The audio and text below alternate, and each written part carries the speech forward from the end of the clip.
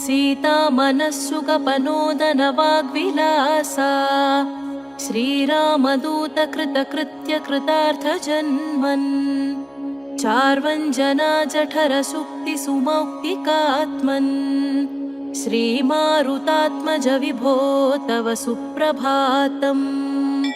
तव सुप्रभातमिदमञ्जनात्मजा भवतु प्रियङ्कर सुवर्चलाथवा विधिशङ्करेन्द्रसुरसार्थवन्दिता तरुणार्कवर्णनिभवक्त्रदीप्तिका वाल्मीकिमुख्यऋषयः समुपास्य सन्ध्याम् आत्मान्तरात्मकमलानि मनोहराणि आदाय पादयुगमर्चयितुं प्रपन्नाः रक्षापदोद्य हनुमन्तव सुप्रभातम्।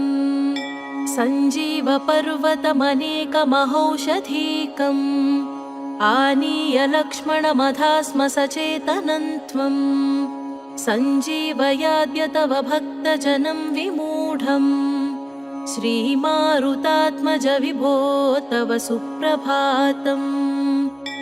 पञ्चाननाब्जभवषण्मुखवासवाद्याः त्वज्जन्ममूलचरितं विबुधास्तुवन्ति सीतापतिर्वसति सादरबुद्धिमारात् ओङ्कारनाम हनुमन्तव सुप्रभातम्।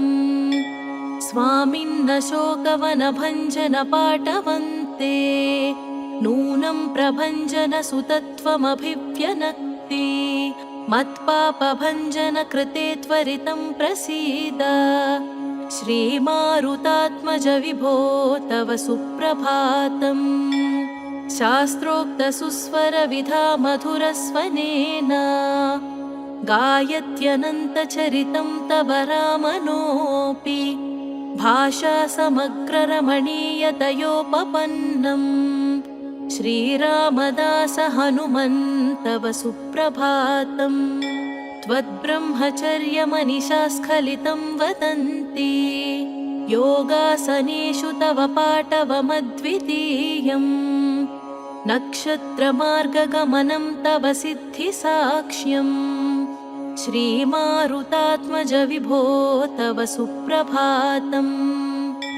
नेदिष्ठपुष्करिणिकाप्लवनिर्मलाङ्गाः श्रेयोवर्धिनः सकलभक्तवरेण्यवर्गाः द्वारे वसन्ति भवदाह्वयनादयुक्ताः श्रीमारुतात्मज विभो तव सुप्रभातम्। मध्वंससञ्जनिमिताः पुरुषास्त्रियश्च आबालवृद्धमदते स्मरणैकनिष्ठा त्वद्धा सदापचरमावधिदासदासाः श्रीमारुतात्मज विभो तव सुप्रभातम्। श्रीरामसेवकदयादिगुणामृताब्धे हे मारुते सकललोकशरण्यमूर्ते लोकैः समस्तकुलजैरभिपूजिताङ्घ्रे श्रीमारुतात्मज विभो तव सुप्रभातम्। ते गोष्पदं जलनिधिर्मशकाश्च दैत्याः मां तारय प्रचुरसंसृतिवारिराशेः मे भञ्जयाद्यदनुजोपमदुष्कृतानि श्रीमारुतात्मज विभो तव सुप्रभातम्। ओङ्कारनाम हनुमन् वरदाञ्जनेय सीताघनाधिशमनप्रणतार्तिहारिन् भो भो दयार्द्रशरणागत पारिजाता श्रीमारुतात्मज विभो तव सुप्रभातम्। कन्दर्पकोटिसमसुन्दर दिव्यमूर्ते गीतादिसार परिपूर्णरसानुविद्ध कल्याण निर्मल गुणाकर दिव्यकीर्ते श्रीमारुतात्मज विभो तव सुप्रभातम्। सिद्ध्यष्टकं भवदधीनममेय शक्ते रुद्रांश संभव तपोधन दिव्यमूर्ते रामाङ्घ्रिसेवन परिस्फुट भक्तिभाव श्रीमारुतात्मज विभो तव सुप्रभातम्। भक्तिस्वरूपनिरवद्य गुणैकसिन्धो संसारसागरसमुत्तरणैकसेतो वेदान्तवेद्य निजवैभव भक्तभोग्य श्रीमारुतात्मज विभो तव सुप्रभातम्। सौगन्धिकाहरणकेळि समागताय भीमाय देव निजरूपमदर्शयस्त्यम्। मह्यं च दर्शय यथा च ममाग्रजाय श्रीमारुतात्मज विभो तव सुप्रभातम्। त्वद्भ्रातरं समभिनन्द्य हि भीमसेनम् तद्भ्रातृकेतनमथत्वमलं च कर्थ मद्गेहकेतनपटं समलं कुरु त्वम्। श्रीमारुतात्मज विभो तव सुप्रभातम्। सीतासमेत रघुरात् सह लक्ष्मणेन स्वान्ते तवास्ति हि भवान् हृदये मदीये। तिष्ठेद्यदि द्विगुणितः कुशली भवेयम्। श्रीमारुतात्मज विभो तव सुप्रभातम्। नवव्याकरणप्राज्ञजगत्प्राणप्रियात्मज ज्ञानानन्दामलाकारा सुप्रभातमिदं तव। ओङ्कारनाम हनुमत्वर सुप्रभातम्। ये मानवाः प्रतिदिनं पठितुं प्रवृत्ताः तेषां प्रभातसमये स्मृतिरङ्गभाजां प्रज्ञां परार्थसुलभां परमां प्रसूते। करुणावरुणालयधीरमते विदुताखिलतापसुपर्व विभो रघुरामपदाम्बुजभक्तिनिधे विजयी भव मारुतपुत्रमणे। करुणावरुणालयधीरमते विदुताखिलतापसुपर्व विभो रघुरामपदाम्बुजभक्तिनिधे विजयी भव मारुतपुत्रमणे।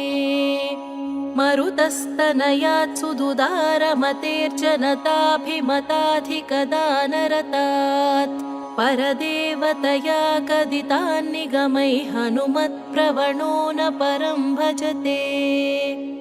रणवीरकपीशतपोधनिनः विधिविष्णुशिवात्मगतामनिदेः न हि नास्ति महीबलये सदृशः पवमानसुतान्न परं कलये।